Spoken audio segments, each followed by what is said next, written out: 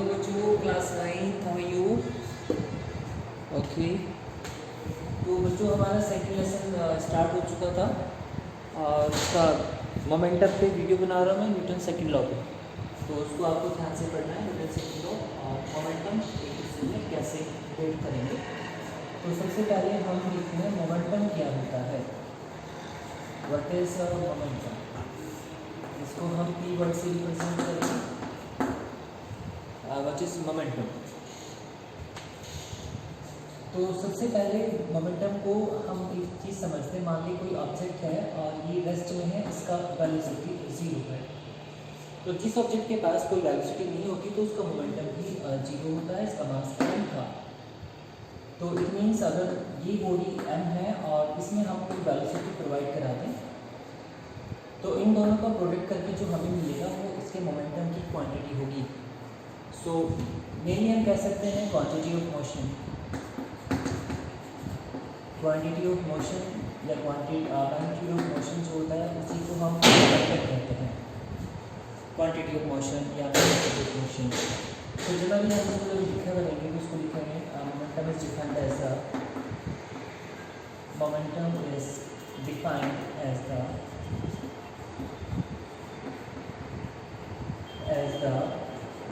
Product of mass and velocity of a body.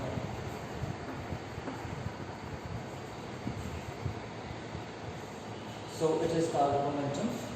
So momentum is equal to mass into velocity. So it is a form of momentum. SI unit of momentum. SI unit of momentum. बताइए देखिए, मास का KG हो गया, velocity का metre per second, that is KG metre per second. This is SI unit of momentum. Momentum it is a vector quantity. It is a vector quantity. It is a vector quantity. Direction of momentum always in the direction of velocity. तो हम इसको ऐसे लिख सकते हैं, direction of momentum is in the direction of velocity. It is direction of momentum.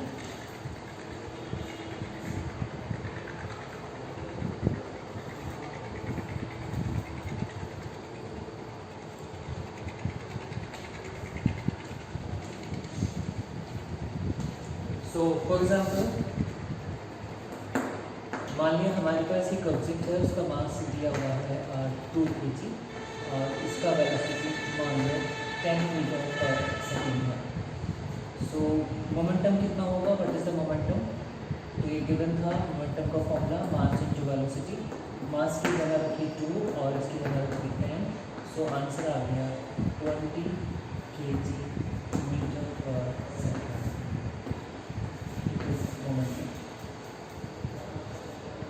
कुछ बच्चों को फॉर्मूले निकालने में दिक्कत रहती है, जैसे मान लीजिए ये है हमारे पास फॉर्मूला P = mv। अगर किसी न्यूमेरिकल में आपको P गिवन है और m गिवन है और v निकालना है तो उस केस में जब आप v निकालेंगे तो P को m से डिवाइड करेंगे। एक तो ये पहला फॉर्म रहेगा न्यूमेरिकल का जब आप करें, और अगर आपको m निकालना है और P और v गिवन है तो उसको P को P से डिवाइड करते हैं। ये सेकंड फॉर्म रहेगा। तो इन तीनों न्यूमेरिकल से कोई ना कोई वैल्यू आपको निकल सकती है, राइट। तो मोमेंटम को थोड़ा समझिए कि quantity of motion, every moving body has a momentum. Momentum is defined as the product of mass and velocity. It is momentum is defined as the product of mass और velocity end of body. तो जितने भी moving body होते हैं सबके पास momentum होता है। अगर बॉडी रेस्ट में है तो उसका मोमेंटम 0 होगा। मोमेंटम ओनली एक मोशन वाली बॉडी में ही होगा जो चल रही होगी। चलिए थोड़ा सा और आगे बढ़ते हैं। चेंज इन नेक्स्ट पॉइंट आगे इसमें चेंज इन मोमेंटम क्या होता है।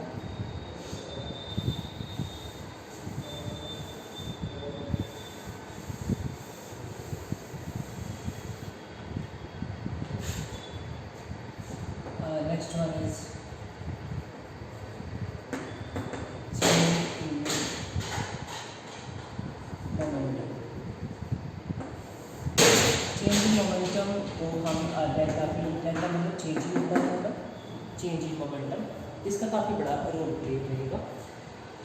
सपोज डियर स्टूडेंट, मान लिया we have a object having mass and initial velocity इसका कुछ है, मान लिया u है initial velocity, u is the initial velocity at time t is equal to 0 पे जब देखा इसमें कुछ वेलोसिटी था, तो इसका मोमेंटम क्या होगा, इनिशियल मोमेंटम, इनिशियल के लिए हमने i लगा दिया, मास इनटू वेलोसिटी। अब हमने क्या किया, कांस्टेंट स्पीड से जा रहा है, इस पर एक फोर्स लगा दिया, सडनली फोर्स ऐसे पुश किया आपको, तो इसका स्पीड डेफिनेटली चेंज हो गया होगा, इसका स्पीड इंक्रीज हो गया, मान लिया v हो गया, v is the final velocity. Final velocity का हमेशा v से ही रिप्रेजेंट करेंगे, फाइनल वेलोसिटी। तो फाइनल मोमेंटम कितना होगा बताइए, मास इनटू वेलोसिटी। ये इनिशियल मोमेंटम था mu और ये फाइनल मोमेंटम है, तो ज़्यादा कौन सा, ये वाला ज़्यादा है, ये थोड़ा कम है, तो चेंज इन मोमेंटम क्या हुआ,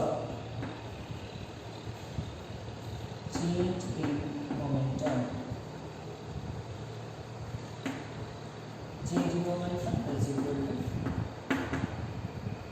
final momentum minus initial momentum. Final momentum is pf minus pf. pf कितना है, mv minus mv।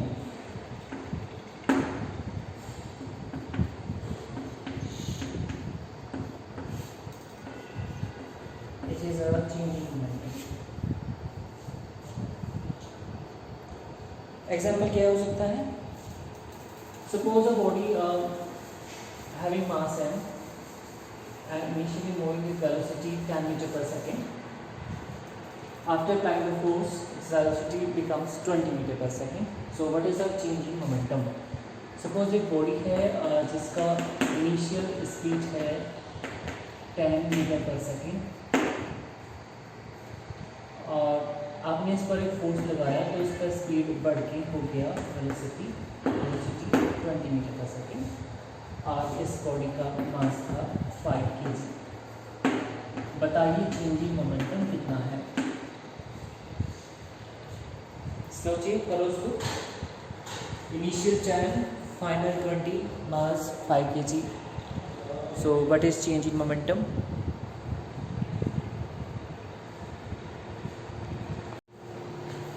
What is the change in momentum,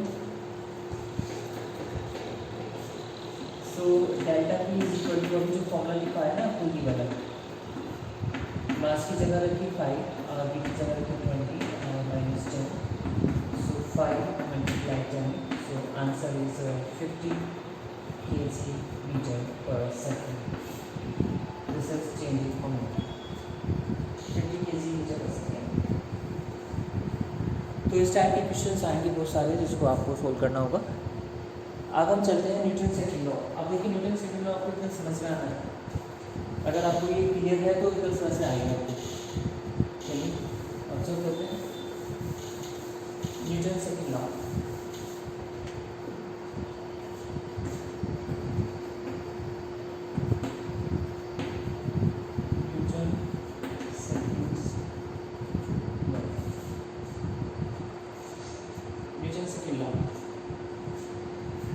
अब देखिए बिल्कुल यही है जो भी समझाया आपको, एक ऑब्जेक्ट है जिसका मास m है और उस टाइम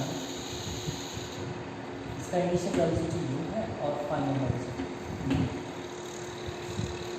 देखिए जब आपने इस पर फोर्स लगाया, फोर्स लगाने की वजह से इसका मोमेंटम चेंज हुआ है और इसने s डिस्टेंस कवर किया। पहले तो कांस्टेंट मोमेंटम था, जैसे आप अभी मोमेंटम चेंज किसकी वजह से हुआ, फोर्स की वजह से। सो यहाँ पर और इसमें टाइम t लगा है, तो rate of change of momentum is directly proportional to applied force, जितना फोर्स अप्लाई करेंगे उतना मोमेंटम चेंज होगा, राइट। तो यहाँ पे आप लिखेंगे the rate of change of momentum the rate of change of momentum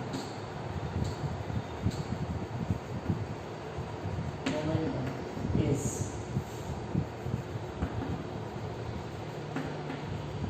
directly proportional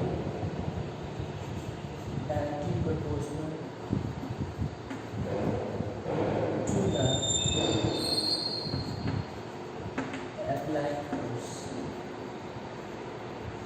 बस ये सेंटेंस याद रखना चाहिए। इस फोर्स की वजह से जो rate of change of momentum हुआ है वही न्यूटन सेकंड लॉ है। सो यहाँ पे लिखिए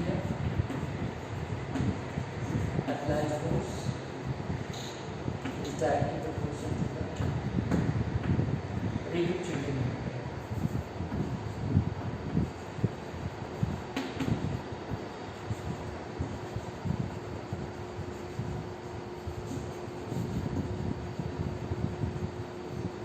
Rate of change of momentum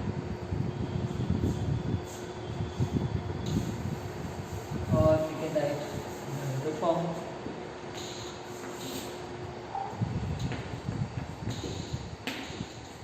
applied force is equal to change in momentum divided by time taken। So applied force square change in momentum final momentum minus initial momentum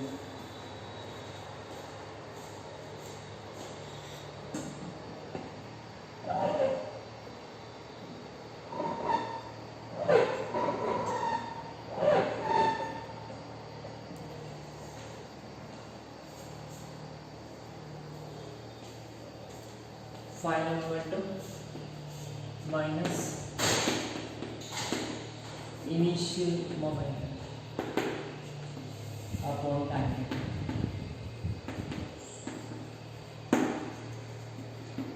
So F proportional mv minus mu upon t या फिर F proportional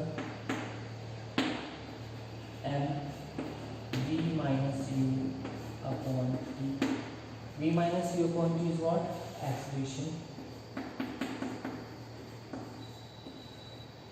या फिर F is equal to k ma, k is constant, its value is 1। So finally we have the formula of force F is equal to ma। सो यहाँ तक guys में एक expression है। तो न्यूटन सेकंड लॉ का जब भी मैं आपसे बात करता हूँ तो आपका आंसर होना चाहिए sir rate of change of momentum is directly proportional to the applied force. Sir force की वजह से ही मोमेंटम में चेंज आया है और जैसे जैसे फोर्स इंक्रीज करते हैं तो मोमेंटम का चेंज इंक्रीज होता जाता है। So applied force is directly proportional to change in momentum rate of change of momentum. So we can write change in momentum upon time taken. So final momentum minus initial momentum upon time, final momentum mv initial mu upon t, m common ले लिया, v minus u upon t क्या हो जाएगा? Acceleration हो जाएगा। So f is equal to ma, it's a result। So अगर आपको किसी बॉडी पर फोर्स निकालना है, एक्सप्रेशन आपको गिवन है, तो देखिए ये बिल्कुल न्यूटन सेकंड लॉ की एक्सप्रेशन है।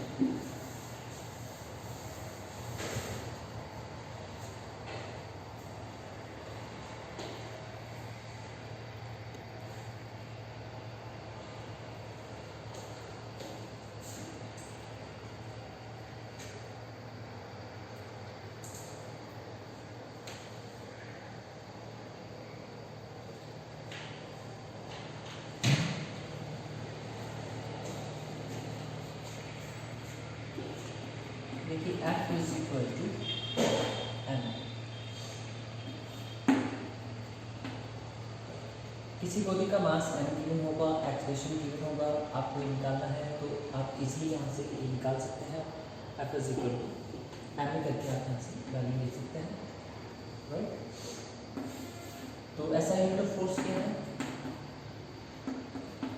ऐसा यूनिट ऑफ फोर्स, यहाँ से फोर्स का एक्सप्रेशन आपको मिलेगा। साइंटिस्ट के नेम पर तो वैसे उसका जो यूनिट है वो न्यूटन है, और इसको हम कैपिटल एन से रिप्रेजेंट करेंगे। जैसे किसी न्यूमेरिकल में ऐसे लिखा आ गया 10 और पीछे लगा हुआ कैपिटल एन, तो आप समझ जाएगा it is a value of force. एक इस फॉर्मूले की यहाँ पे बन जाएगा KG metre per second square, KG metre per second square. CGS unit of force centimetre gram second, smaller unit, ये इंटरनेशनल सिस्टम है, सेंटीमीटर ग्राम सेकेंड में। CGS unit of force that is dyne, ये smaller unit है।